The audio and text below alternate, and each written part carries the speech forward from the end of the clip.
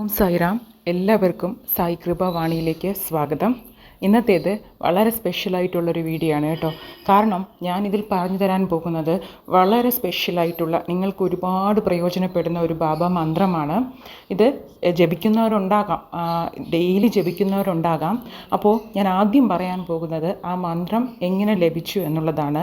അതിനു മുൻപ് ഈ മന്ത്രത്തിൻ്റെ ഒരു പ്രത്യേകത എന്ന് പറയുന്നത് നമ്മുടെ ഏതൊരു പ്രോബ്ലംസിനും നമ്മുടെ ജീവിതത്തിൽ സംഭവിക്കുന്ന എന്ത് കാര്യങ്ങൾക്കും നല്ലതും ദോഷവും ഒക്കെയുള്ള എല്ലാ കാര്യങ്ങൾക്കും എല്ലാ സമയത്തും നമുക്ക് ജപിച്ചാൽ അതുപോലെ ഫലം ലഭിക്കുന്ന ഒരു മന്ത്രമാണ് കേട്ടോ. ഈ മന്ത്രവുമായി ബന്ധപ്പെട്ടിരിക്കുന്ന വ്യക്തി എന്ന് പറയുന്നത് നരഹരിയെ കേട്ടിട്ടുണ്ടായിരിക്കാം.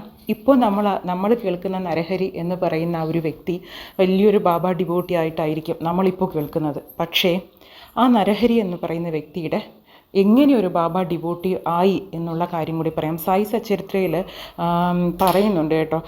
സായി ലീല മാസികകളിലൊക്കെ നരഹരിയെക്കുറിച്ച് പറയുന്നുണ്ട്. അപ്പോൾ നരഹരി എന്ന് പറയുന്ന വ്യക്തി കുഞ്ഞുനാൾ മുതലേ അദ്ദേഹം വലിയൊരു ശിവഭക്തനായിരുന്നു.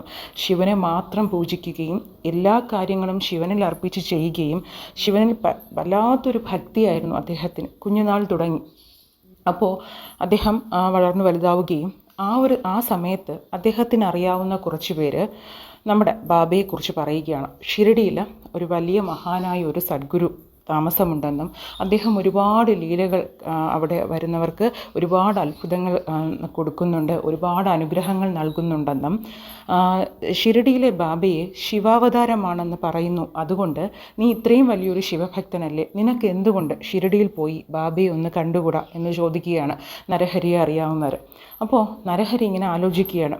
എന്നിട്ട് നരഹരി പറയുന്നുണ്ട്, ഞാൻ ശിവനെ മാത്രമാണ് ആരാധിക്കുന്നത്. ഇന്നോളം ഞാൻ അങ്ങനെയാണ്. ശിവനെ ആശ്രയിച്ചാണ് എൻ്റെ ജീവിതവും. അങ്ങനെയുള്ള ഞാൻ ഒരിക്കലും ഒരു ആൾ ദൈവത്തിൻ്റെ മുൻപിൽ ഒരിക്കലും ഞാൻ തല കുനിക്കുകയില്ല. അത് ഇന്നോളം ഞാൻ കൊണ്ടു നടന്ന എൻ്റെ ഭക്തിക്ക് നേരെ വിപരീതമാണ്. അതുകൊണ്ട് ഒരിക്കലും ഞാനൊരു ആൾ ദൈവത്തിൻ്റെ മുൻപിൽ തല കുനിക്കുകയില്ലെന്ന് നരഹരി ഉറപ്പിച്ചു പറയുകയാണ്. പക്ഷേ നരഹരിയുടെ നിയോഗമെന്ന് പറയുന്നത് ബാബയെ കാണുക, ബാബയുടെ ആത്മാർത്ഥ ഭക്തനായി മാറുക എന്നുള്ളതായിരുന്നു. അതുകൊണ്ട് തന്നെ എല്ലാവരുടെയും സമ്മർദ്ദം മൂലം അദ്ദേഹത്തിന് ഷിരഡിയിൽ പോകേണ്ടി വരികയാണ്. അങ്ങനെ ഷിരഡിയിൽ പോകുന്ന സമയത്ത് ബാബയെ ആദ്യമായിട്ട് കാണുന്ന സമയത്ത് അദ്ദേഹം കാണുന്നത് ബാബയെയല്ല, പകരം താൻ ആരാധിക്കുന്ന ശിവനെയാണ് ബാബയിലൂടെ അദ്ദേഹം കണ്ടത്. ഇത് കണ്ട നിമിഷം ഇത്രയും ഭക്തിയുള്ള നരഹരി ഓടിപ്പോവുകയും ബാബയുടെ പാദങ്ങളിൽ താൻ കണ്ട ശിവനെ ബാബയുടെ പാദങ്ങളിൽ പോയി വണങ്ങുകയുമാണ് ചെയ്യുന്നത്. അപ്പോൾ എല്ലാവരും വല്ലാതെ അത്ഭുതപ്പെട്ടു. ഈ ആൾ ദൈവത്തിന് മുമ്പിൽ തല കുനിക്കില്ല, അല്ലെങ്കിൽ വരാൻ പോലും വിസമ്മതിച്ച നരഹരി ഓടിപ്പോയി ബാബയെ വണങ്ങുകയാണ് അവരെല്ലാം കാണുന്നത്. അപ്പോഴദ്ദേഹം പറയുന്നത്, ഞാൻ അവിടെ കണ്ടത് ബാബയെയല്ല, പകരം ഞാൻ കണ്ടത് ഞാൻ ആരാധിക്കുന്ന ശിവനെയാണ്. അപ്പോൾ ഇത്രയും കാലം താൻ ആരാധിച്ച ഒരു ശിവനെ നേരിൽ കാട്ടിത്തരാൻ ബാബയ്ക്ക് കഴിഞ്ഞെങ്കിൽ ബാബ ഒരു മഹാനാണെന്ന് അദ്ദേഹത്തിന് മനസ്സിലാവുകയാണ്. അതുപോലെ ബാബ പറയുന്നുണ്ടല്ലോ, സബ്കാ മാലിക് ഏക് എന്ന്. അപ്പോൾ എല്ലാ ദൈവങ്ങളും ഒന്നാണ് എന്നുള്ള കാര്യവും നരഹരി അവിടെ നിന്ന് മനസ്സിലാക്കുകയാണ്. അങ്ങനെ അദ്ദേഹം ബാബയുടെ ഒരു വലിയൊരു ഭക്തനായി മാറുകയാണ്. കാരണം അദ്ദേഹം കാണുന്ന ഇത്രയും വർഷം ആരാധിച്ചിരുന്ന ശിവനെ ബാബയിൽ കാണുകയാണല്ലേ. അപ്പോൾ ആ രണ്ട് ഭക്തിയും അദ്ദേഹത്തിന് ബാബയോട് തോന്നുന്നുണ്ടെന്നാണ്. ബാബ എന്ന സദ്ഗുരുവിനോടുള്ള ഭക്തി, ഒപ്പം താൻ ആരാധിച്ചിരുന്ന ശിവഭഗവാനോടുള്ള ഭക്തി. അപ്പോൾ ഇത് രണ്ടും ചേർന്നതുകൊണ്ട് തന്നെ അദ്ദേഹം ബാബയുടെ വലിയൊരു ഭക്തനായി മാറുകയും ശേഷം പറയപ്പെടുന്നത് ബാബ നരഹരിക്ക് ശിവനോടുള്ള ഭക്തിയിൽ പ്രസാദിച്ച് സ്വപ്നദർശനത്തിൽ മന്ത്രം ഉപദേശിച്ചു എന്നുമാണ് പറയുന്നത്. മന്ത്രം ഇതാണ്: ജന്മ ജന്മോ ജന്മി ശ്രീചരൺ ശ്രീ ഭാഗ്യസായി. അതിൽ ഫസ്റ്റ് വരുന്നത് ജന്മ എന്ന് പറയരുത്, ജന്മ എന്ന് തന്നെ ഉച്ചരിക്കണം. അതാണ് അതിൻ്റെ കറക്റ്റ് പ്രൊണൗൺസിയേഷൻ. ജന്മ ജന്മോ ജന്മി ശ്രീചരൺ ശ്രീ ഭാഗ്യസായി. ഇതിൻ്റെ അർത്ഥമെന്ന് പറയുന്നത്, ഇനി എത്ര ജന്മങ്ങൾ കഴിഞ്ഞിരുന്നാലും ബാബയുടെ തൃപ്പാദങ്ങളെ ആശ്രയിച്ച് ജീവിക്കുവാനുള്ള ഭാഗ്യം എനിക്കുണ്ടാകണേ. ഇനി എത്ര ജന്മങ്ങൾ എനിക്ക് ലഭിച്ചാലും ആ എല്ലാ ജന്മങ്ങളിലും ബാബ എന്ന സദ്ഗുരുവിനെ തിരിച്ചറിയുവാനും ആ പാദങ്ങളിൽ പരിപൂർണമായും ആശ്രയിച്ച് ജീവിക്കുവാനുമുള്ള ഭാഗ്യം എനിക്ക് തരണം എന്നുള്ളതാണ്.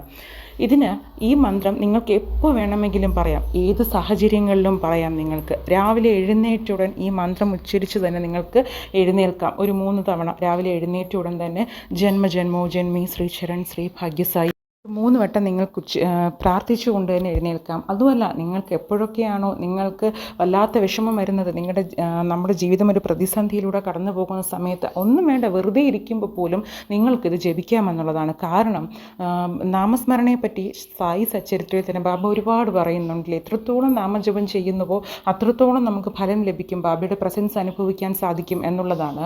ഈ ഒരു മന്ത്രം എന്ന് പറയുന്നത് നിങ്ങളുടെ ഏതൊരു ആഗ്രഹവും അല്ലെങ്കിൽ ഏതൊരു പ്രാർത്ഥനയും നിങ്ങൾ മനസ്സിൽ വെച്ച് പറയുന്ന സമയത്ത് ഉടനെ നിങ്ങൾക്ക് ഫലം ലഭിക്കുമെന്നല്ല ഞാൻ പറയുന്നത്. കാരണം ഈ ഒരു മന്ത്രത്തിൻ്റെ പ്രത്യേകത എന്ന് പറയുന്നത്, വർഷങ്ങളായി നരഹരിക്ക് ശിവനോടുള്ള ഭക്തിയിൽ പ്രസാദിച്ചാണ് ബാബ ഇത് നൽകിയിരിക്കുന്നത് അല്ലേ. അപ്പോൾ നമ്മളും അത്രത്തോളം ഉച്ചരിച്ചാൽ മാത്രമേ, അത്രത്തോളം ആവൃത്തി ആ മന്ത്രം ജപിച്ചാൽ മാത്രമേ നമ്മളും വിചാരിക്കുന്ന ഫലം നമുക്ക് ലഭിക്കുകയുള്ളൂ. എന്ന് പറഞ്ഞ് ഫലം കിട്ടില്ല എന്നല്ല. നമ്മൾ എന്ത് ചെയ്യുക, നമുക്ക് ചെയ്യാൻ പറ്റുന്നത് ബാബ പറയുന്നത് പോലെ നമുക്ക് കിട്ടുന്ന എല്ലാ സമയങ്ങളും നാമസ്മരണ ചെയ്യുക. ബാബയുടെ ഈ ഒരു മന്ത്രം, അതേപോലെ ഓം സായിറാം, അതുപോലുള്ള മന്ത്രങ്ങൾ എപ്പോഴും എത്ര ആവർത്തിയാണോ നമ്മൾ ഉച്ചരിക്കുന്നത് അത്രയും അതിന് ഫലം കൂടുമെന്നുള്ളതാണ്. അതുകൊണ്ട് തന്നെ നിങ്ങൾക്ക് എപ്പോഴൊക്കെയാണോ പറയാൻ പറ്റുന്നത് അപ്പോഴൊക്കെ നിങ്ങൾ ഈ മന്ത്രം ജപിക്കൂ. അങ്ങനെ നിങ്ങൾ ജപിക്കുന്ന സമയത്ത് നിങ്ങൾ പോലും അറിയാതെ നരഹരി ശിവനിലുള്ള ഭക്തി വർദ്ധിപ്പിച്ചതുപോലെ നിങ്ങൾക്കും ഈ മന്ത്രത്തിൻ്റെ ശക്തി വർദ്ധിപ്പിക്കാൻ പറ്റും. അതുകൊണ്ട് തന്നെ നിങ്ങളുടെ എല്ലാ പ്രോബ്ലംസിനുമുള്ള പരിഹാരം നിങ്ങൾക്ക് ലഭിക്കും കേട്ടോ. അതുകൊണ്ട് ഇത് നാമസ്മരണയായി കണക്കാക്കി നിങ്ങൾക്ക് എപ്പോഴൊക്കെയാണോ പറയാൻ സാധിക്കുന്നത് അപ്പോഴൊക്കെ പറയുക. ജന്മജന്മോ ജന്മി ശ്രീചരൺ ശ്രീ ഭാഗ്യസായി. അതിൻ്റെ അർത്ഥം വളരെ വലുതാണ്. എത്ര ജന്മങ്ങൾ കഴിഞ്ഞാലും ബാബയെന്നൊരു വ്യക്തിയെ തിരിച്ചറിയാൻ കിട്ടുന്ന പുണ്യം, ബാബയിൽ ആശ്രയിക്കാൻ പറ്റുന്ന ഭാഗ്യം, ഇതാണ് നമ്മൾ ആവശ്യപ്പെടുന്നത്. ആ ഒരു ഭക്തി നമ്മൾ ബാബയോട് ആവശ്യപ്പെടുമ്പോൾ നമ്മൾ കേൾക്കുന്നത് എന്തും ബാബ നമുക്ക് തരും. യാതൊരു മടിയും കൂടാതെ ബാബ തരും എന്നുള്ളതാണ്. നമ്മൾ എപ്പോൾ വിളിച്ചാലും ബാബ നമ്മുടെ മുന്നിൽ ഉണ്ടാകും എന്നുള്ളതാണ്. കാരണം നമ്മൾ ആവശ്യപ്പെടുന്നത് ഒരേ ഒരു കാര്യമാണ്, ഏതൊരു ജന്മത്തിലും എനിക്ക് ബാബയെ അറിയാൻ സാധിക്കണം. അതാണ് ഞാൻ കാണുന്ന ഏറ്റവും വലിയ ഭാഗ്യം എന്ന്. കാരണം ഇപ്പോൾ തന്നെ നമ്മുടെ അവസ്ഥയൊന്ന് ആലോചിച്ച് നോക്കൂ. ബാബ എന്ന വ്യക്തിയെ അറിയാൻ കഴിഞ്ഞിരുന്നില്ലെങ്കിലോ അല്ലേ? അപ്പോൾ എല്ലാവർക്കും എന്നാൽ കഴിയുന്നുണ്ടോ? ഇല്ല. എല്ലാവർക്കും ആഗ്രഹിച്ചാൽ പോലും ബാബയിൽ സറണ്ടർ ചെയ്യാൻ എത്ര പേർക്ക് സാധിക്കുന്നുണ്ട്?